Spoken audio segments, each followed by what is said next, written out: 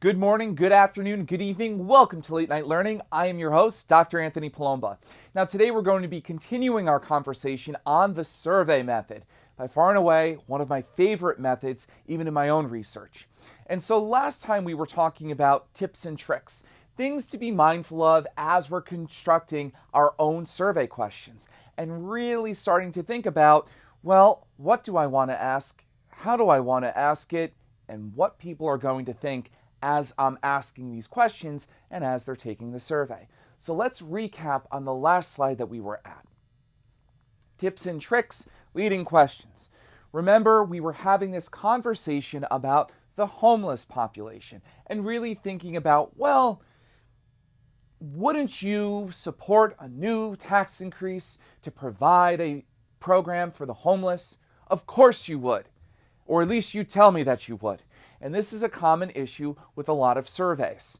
We like to think that if we can persuade people to think of a question in a certain light, it might inspire them to actually make good on the particular response that they've had and to go ahead and do so. But that's often not the case. And so it's important to be mindful of this as we're moving along here. Let's go to the next slide. If we look at assumptions, in the past year, how many times have you been drunk? Please do not answer that, especially the students that are listening to this. I don't want to know. In the past year, how many times have you been drunk? Again, do not tell me.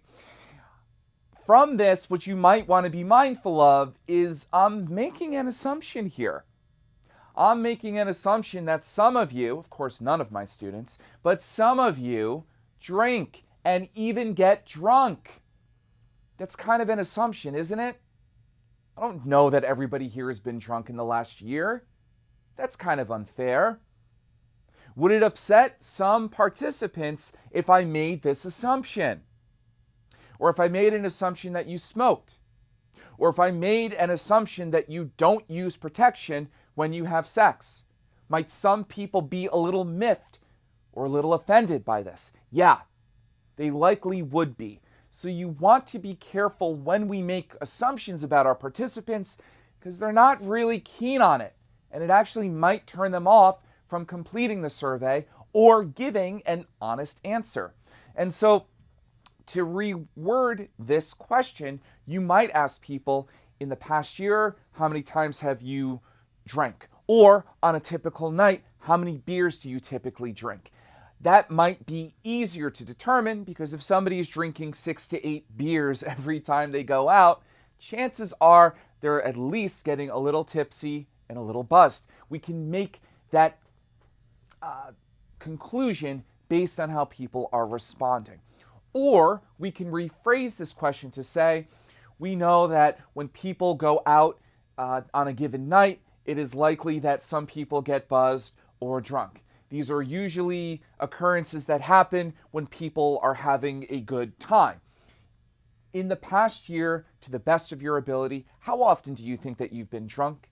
Do you see what I did there? I was able to kind of tell people, well, listen, I understand that people do get tipsy and I understand that people do get drunk, right? If you have a qualifying statement to kind of soften the question out, you actually might have people give you a better response. This may also include asking delicate questions about using protection during sex.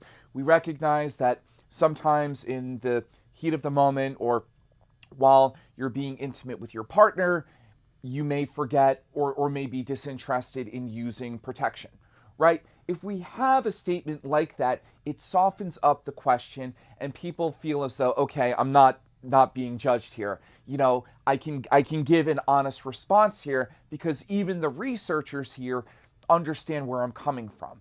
And so particularly for sensitive questions like that, drinking alcohol, smoking, sex, other things that might be a little bit more private or things that people don't want to readily divulge or talk about, think about softening up the question a little bit with a qualifying statement.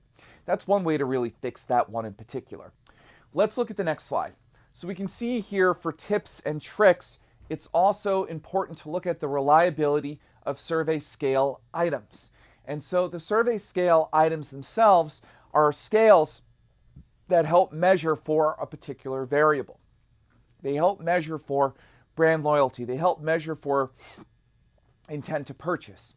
And so here you can see it is meant to ensure that the scaled items slowly guide participants toward the focus of the survey, and also consider the order of the survey questions in the survey itself. You want to ensure that each question doesn't impact other questions that are answered after it. And so here you want to be sure that if you're asking people about the amount of alcohol that they drink, you then don't want to ask them about their perceptions of liver cancer, which has been tied to drinking copious amounts of alcohol, among other things, right? So you also want to think about the order of your particular survey. You want to be sure that people aren't realizing what you're asking and then are starting to kind of fend off from questions. If you ask people, or for instance, if you ask women how often they drink and then ask them about having, non-protected sex, or asking them about abortions, or asking them about, how are you trying to get pregnant, and then asking them questions maybe about getting an abortion or about any kind of tie between drinking alcohol and being pregnant, now you're having your participants thinking about, well, do I want to get pregnant or not? I don't know. I'm drinking a lot. Maybe I answer this question differently. Or I may ask a question about, are you in the process of getting pregnant? If a woman says yes, and then the next question is, how many beers or alcohol does she consume in a given week? She may lie about it. She may say other answers because, frankly, it's a little bit jarring for her to put down that she does drink, even though she's trying to get pregnant, or maybe she is pregnant, or whatever the case may be. So you just want to be sensitive about the order of the questions. Because remember, you're guiding people along this path. As much as you want their own responses, you're also telling them what to think and how to think about it. Let's move along. Language. We addressed this earlier in the lecture briefly. You want to be clear here with what you ask people. Remember, if you're going to make people work hard to answer a question, they're not going to be happy. How often do you drink milk? That's a terrible question. It means nothing, and it should mean nothing to you as well. You can see it here in the slide. Is it per day? Per week? Is it per gallon? Is it per cup? You want to be clear here. And so you can see at the bottom, during an average week, how many glasses of milk do you drink? Perfect, easy. I know exactly what I need to be thinking about. I can answer this quickly.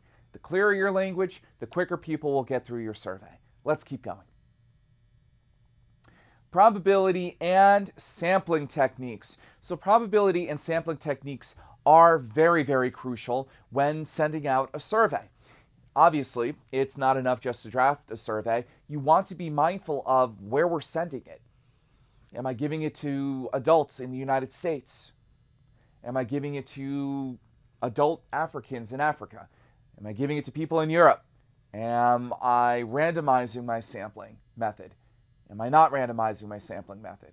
Am I just going to hang out in front of a yogurt shop and give surveys out and have people respond? Maybe. Or am I going to find my buddies and friends and family members on Facebook and give out a survey link to them? I could do that as well. That would be a convenient sample too. And so in this particular portion, we're going to be getting into what does it mean to have a probability sample and a non-probability or non-probabilistic sample. Let's get started. So with the sample design, as I alluded to earlier, we have two different conceptual frames to think about when we're thinking about our sample design. For one, we have our population, a group of people or objects that we wish to study. Here in this photo, we have what appears to be adults and family. So your sample population might be, oh, I'm looking for families that go to the beach maybe. Fine. Your sampling frame is a list of all members of a population from which the sample will be randomly or non-randomly selected. For instance, a list of all U.S. consumers who purchased Toyota cars in 2015. That is your sample frame. That is a well-defined sample frame as well. It is very, very clear. A list of all U.S. consumers who purchased Toyota cars in 2015. You can't mess that up. It is very, very clear. It's all adults who have purchased Toyota cars in 2015. Let's move along. So once you have that, you have to decide if you're going to have a non-probability sample or a probabilistic sample. Let's go through the differences. For a probability sample, much like rolling the dice, if you roll a die or dice, you'll note that each side has an equal opportunity of facing up, right? If we look at the two red die or dice here, rather, you know that the number 2 and the number 4 are just as likely to come up as 1 and 5 or 3 and 6. And so it allows for everyone in the population to have an equal chance of being selected. Everyone in this list, everyone who went to this Drake concert, has an equal opportunity of being selected to participate in a survey. Maybe it's about the concert. Maybe it's about a brand that sponsored the concert. Whatever it is. This is super useful for random sampling. When it's randomized, it allows for generalizability. What do we mean by generalizability? Generalizability means that you are able to generalize your findings to the population. And so that might mean that you might do a randomized sample of Starbucks drinkers who frequent Starbucks stores at least 3 times a week. Fine. Let's say that you work at Starbucks headquarters, you have this information. Maybe you use the store loyalty cards to find these participants. Fine. If you randomly select them and your results say that everybody loves the Americano blend, that means that you can generalize this to, let's say, all U.S. Starbucks frequent coffee drinkers who visit Starbucks 3 times a week, right? You can generalize it to the population. Another example could be that if you randomly select women 13 to 19 years old who shop at Gap, you may do a survey and randomly select U.S. teens and young adults 13 to 19 years old who shop at Gap. Fine. You may have them do a survey then. Once the survey is completed, you can then generalize the results to all U.S. teens 13 to 19 years old who shop at Gap. That is an absolute benefit of having the survey method implemented. If you have a randomized sample, it allows you to generalize your findings. That is a very, very important characteristic and attribute of the survey method. A lot of other methods don't allow for that, but the survey method does. Let's go back to that slide that we were just at. And so strengths include strengthening statistical significance of results.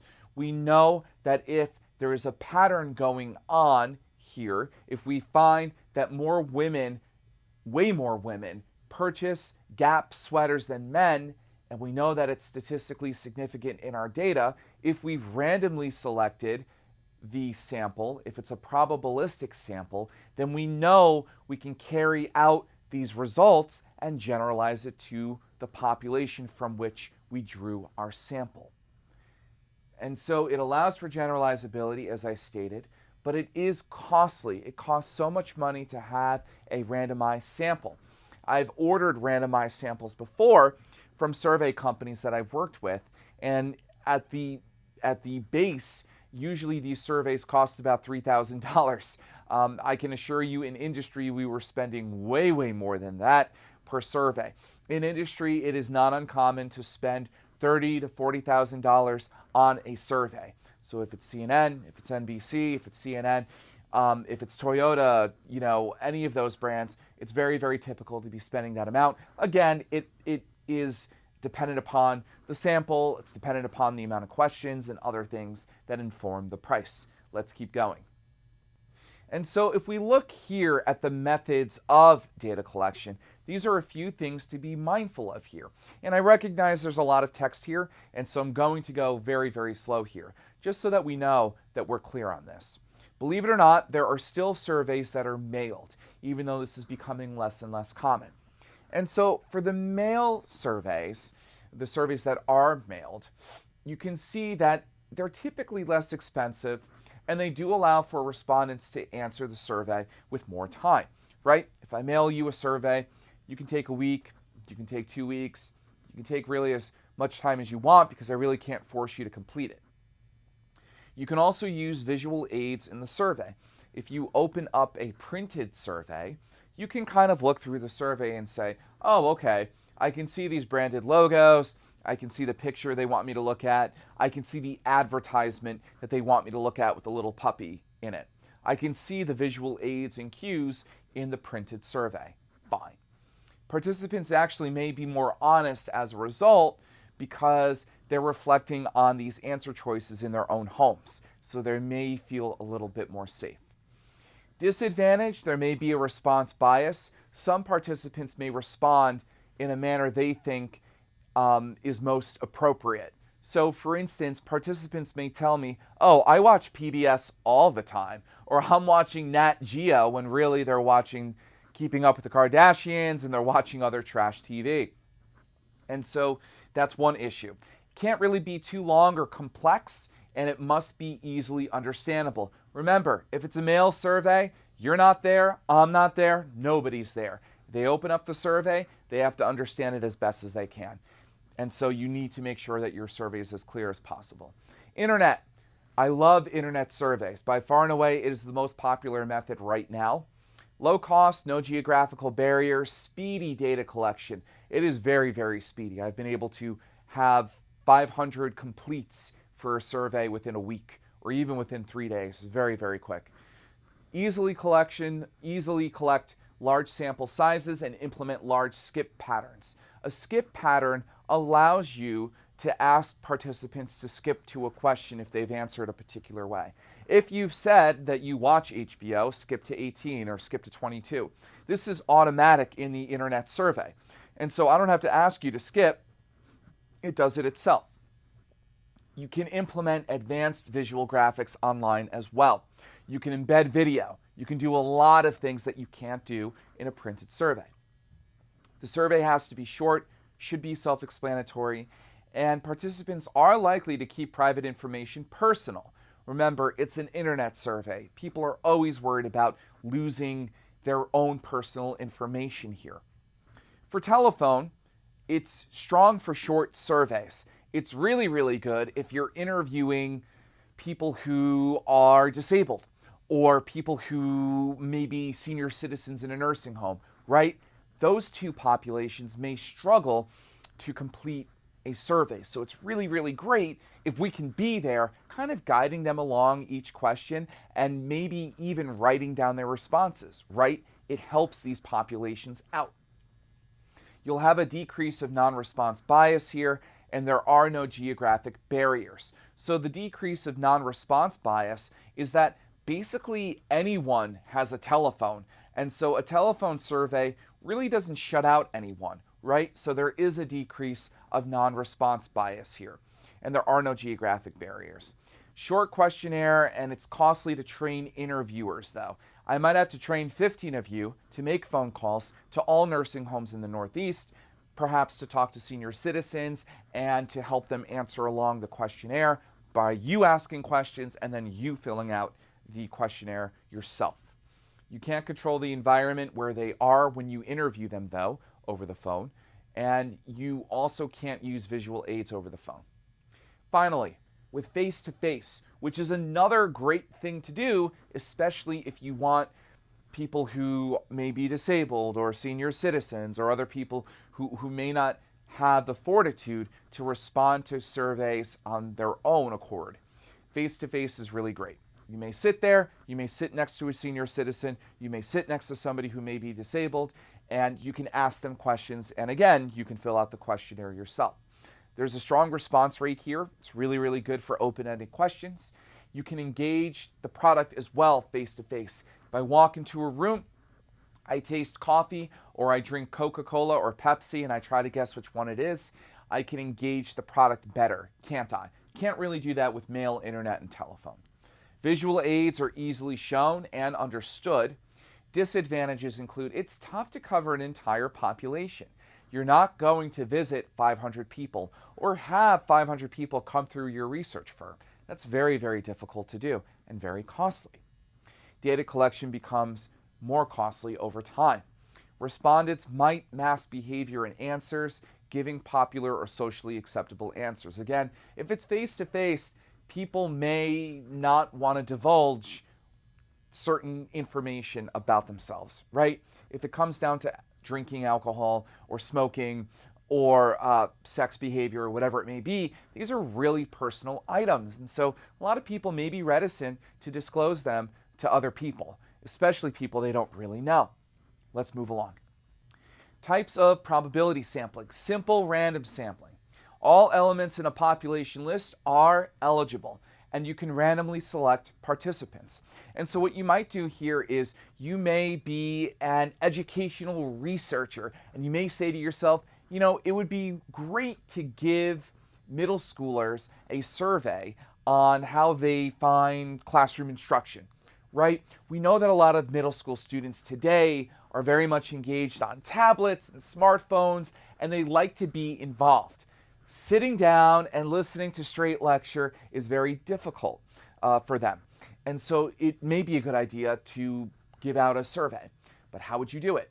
Well, what you could do is that you may be interested in one middle school, for instance. So maybe it's the middle school in your own town. Fine. Let's say your middle school has maybe 500 students. What you might do is you might go to the school, of course gaining permission and gaining parental consent because the children are under the age of 18. If everybody consents, you have the entire population list of all middle schoolers at Pembroke Pines Middle School, let's say. Fine. So that's your population. What you can do then is you can randomly select students using a mathematical equation, or it could be every 10 students on the list or 10 student on the list. It could be every student with last names that are at B, D, and F. You can do it in a whole host of ways. But the point is that you can randomly collect participants to participate in your survey. This really allows you generalizability here. What would you generalize your findings to? All middle school students at Pembroke Pines Middle School, right? Because that's where the population was. If our population was the entire New York City middle school system, every middle school in the 5 boroughs, and we find that boys do better at English than girls, let's say, if that is a finding, and you've randomly selected students from all New York City middle schools as the population, then the sample finds this particular result, it produces this particular result. It means you can generalize that, generally speaking, boys do better than girls at English across all New York City middle schools, generally speaking.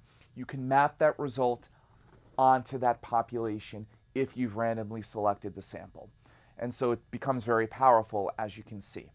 That is, by far and away, one of the greatest advantages of simple random sample. Let's go back to the slide.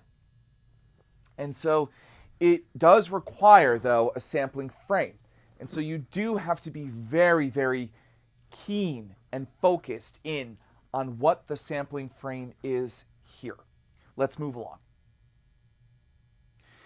Another type of probability sampling is systematic sampling. I kind of alluded to this earlier. You may have an entire population list of people who are eligible. Maybe it's everybody who's been to Jones Beach, right, in the last month. Or maybe it's everybody who's been through the Lincoln Tunnel. Or maybe it's everybody who's been at MSG in the last week. Fine. So if you have this list of all customers who've bought tickets, let's say, and you want to invite them to do a survey, what you can do is you can select them at intervals. You can say, okay, every 3rd customer on the list is going to be invited to take the survey. Systematic, right? It doesn't matter who they are, where they live, or anything else. It's a list that's been generated. It might be ordered by last name or it might be ordered by first name. And so you pick every second, fifth, eighth. The advantage here is there's no need for computerized random selection, but you do want to make sure that your population is mixed well on this list. What do I recommend? Organize people by last name. That's a really great way to mix people around. And it's random because we are all born with different last names. It's by no means indicative of really anything for that matter. And so it's a really nice way to kind of mix people up in a population list. Let's keep going. Types of probability sampling. Stratified sampling. So this is used to ensure ratio-based representation of population by strata or segment. You may consider subgroups or characteristics that help sampling here.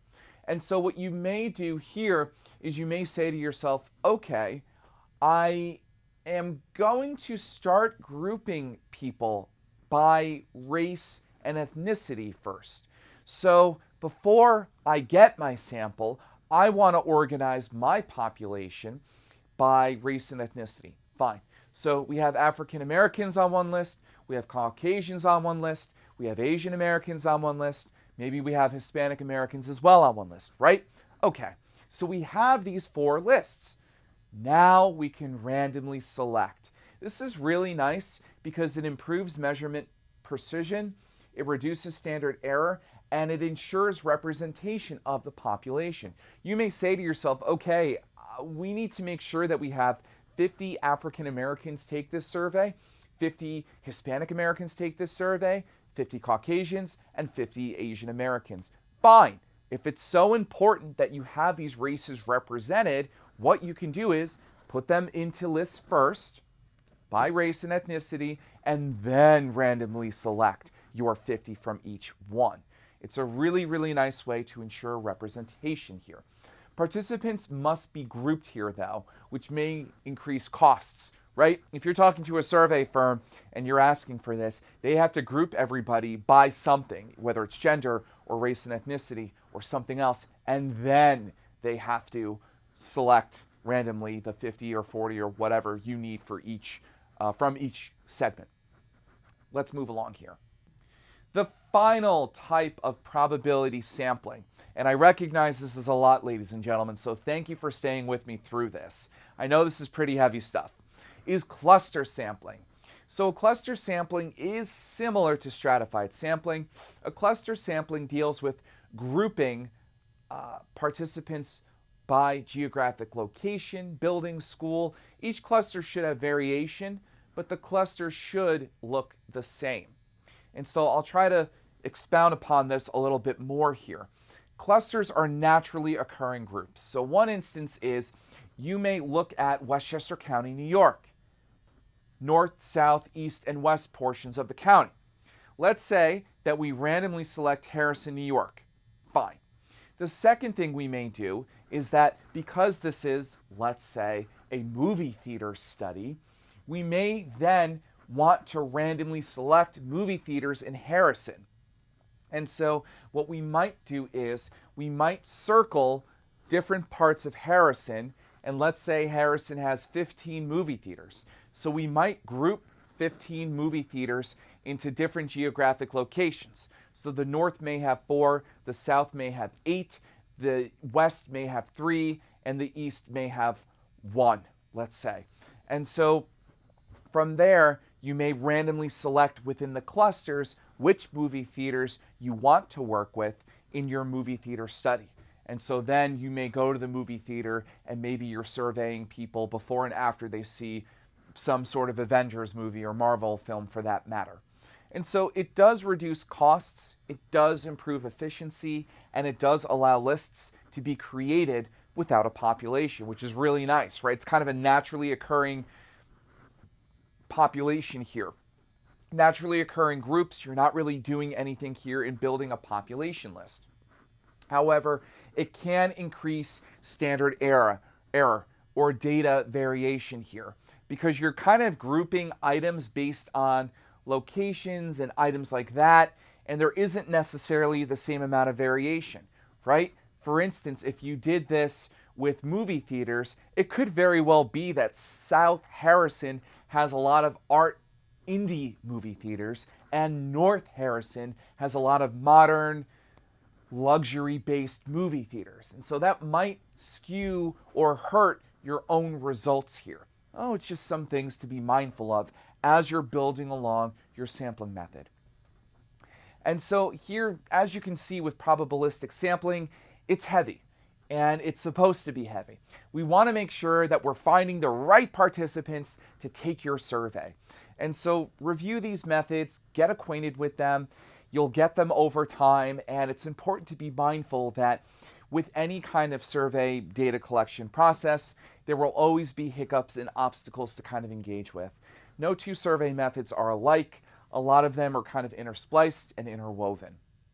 Well, that's all the time we have on Late Night Learning. As always, keep laughing and keep learning.